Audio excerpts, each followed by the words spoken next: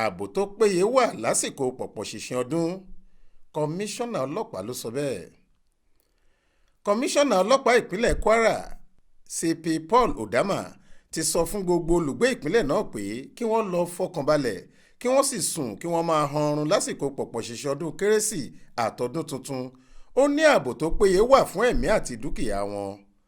Nínú àtẹ̀jáde kan tí alukoro ọlọ́pàá ní Kwara Ọ̀kásànmí Àjàyí fi síta lọ́jọ́ ìṣẹ́gun túsídẹ̀ẹ́ ọ̀sẹ̀ yìí nílùú Ìlọrin ni kọmíṣánná ọlọ́pàá ti fi gbogbo olùgbé ìpínlẹ̀ Kwara lọ́kàn balẹ̀ torí pé gẹ́gẹ́ bó ṣe wí iléeṣẹ́ ọlọ́pàá ti ṣe àwọn ètò kalẹ̀ èyí tí yóò mú kí ètò ààbò gbópọn dáadáa lásìkò ayẹyẹ ọdún kérésì àtọdún tuntun.